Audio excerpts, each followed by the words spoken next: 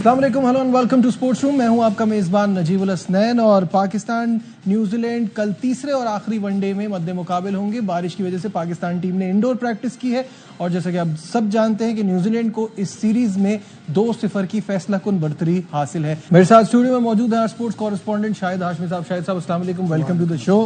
शाहिद साहब, हर नया लड़का जो भी न्यूजीलैंड में क्रिकेट खेल सकता था उसको तो मौका मिल गया है। अब वो पुराने वाले भी ला रहे हैं जिनको 4-4 साल से मौका नहीं मिला, उनको भी शायद कल चांस मिल जाए।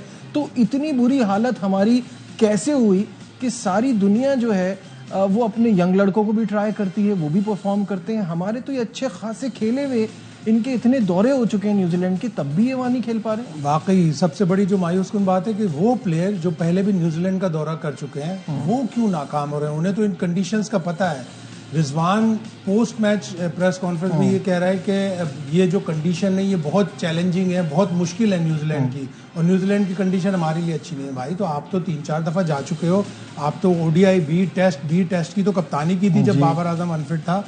तो कमाल है कि वो वाले तजर्बेकार प्लेयर जैसे हारिस रऊफ है, शाहीन शाह अफरीदी है, बाबर है, रिजवान है, ये सब तो क्रिकेट खेल चुके हैं। और फ़हीम अशरफ की अच्छी इनिंग्स खेलने की दो वजूहत थी। एक उसने खुद बयान की कि बॉल थोड़ी सी सॉफ्ट हो गई थी, पुरानी हो गई थी, इतनी स्विंग नहीं हो रही थी जब हम गए बैटिंग करने।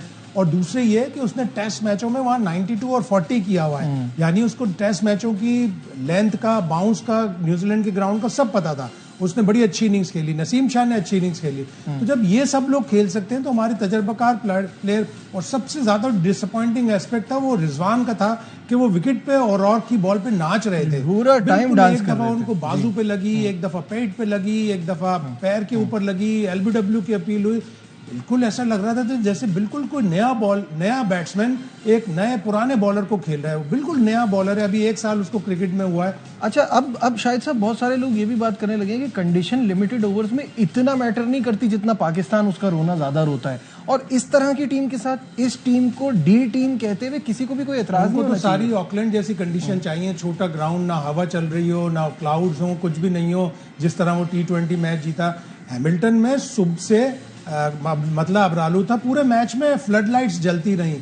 उस मैच में किस तरह आप नसीम शाह को ड्रॉप कर सकते हो या रेस्ट करा सकते हो, मेरी तो समझ में नहीं आता। रेस्ट कराते हुए आप कह रहे हैं कि उनकी थोड़ी सी 19-20 फिटनेस है, थोड़ा 19-20 है, और उसके बाद आपने उनको कंकशन सब बना दिया। भाग भी रहा था, सब कुछ कर रहा था। सारे उनको लाइक फॉर लाइक रिप्लेसमेंट चाहिए थी। फास्ट बॉलर की जगह फास्ट बॉलर ही आ सकता था, तो या तो मोहम्मद अली आते या नसीम शाह आते। तो उन्होंने कहा चलो नसीम शाह को भेज के ट्राई कर लें। नसीम शाह स्विंग और सीमिंग कंडीशन में कैसे रेस्ट कर सकता है, कैसे बाहर हो सकता है, मेरी तो समझ से बाहर है। ये सारे फैसले जिस तरह की, ये पहले मैच में 4 रेगुलर बॉलर, 1 पार्ट टाइमर से कोशिश की, 2 पार्ट टाइमर ने 118 रन दे दिए।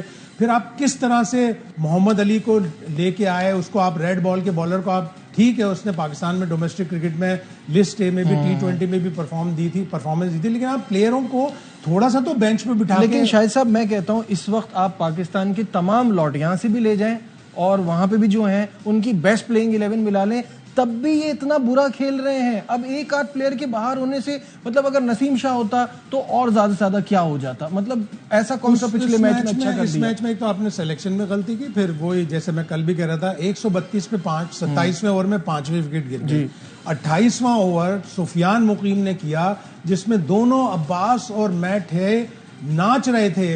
मिचेल है तो 2 दफा आउट होते बचे, तो 1 ओवर उससे और करवा लेते। कोई गुनाह था कि 8वां ओवर वो नहीं कर सकता। प्रॉब्लम क्या है, कुछ अंदर की खबर भी बताइए ना कि पहले चैंपियंस ट्रॉफी में ले जाते हुए इसको बोला सच नहीं होगी। जब वो हर मैच में एक रन भी कम दे रहा है, विकेट भी ले रहा है, फिर भी अभी उनको उसके ऊपर नहीं आया, जबकि वो T20 में भी कॉन्फिडेंस ये भी तो पता चले। कॉन्फिडेंस हारिस रऊफ पे था जो T20 की परफॉर्मेंस पे उसे वनडे में रोका। दोनों वनडे में हारिस रऊफ ने पिछले में तो 75 दिए। अब उनको शायद एहसास हो रहा है कि हम मौका नहीं ढूंढ रहे, मौका आप खुद देते हैं। जो वो प्रेस कॉन्फ्रेंस में आके बात कर रहे थे सेकंड लास्ट ओवर में, जब उन्होंने वाइड पे वाइड कराते रहे तो रिजवान फ्रस्ट्रेट हो रहे थे।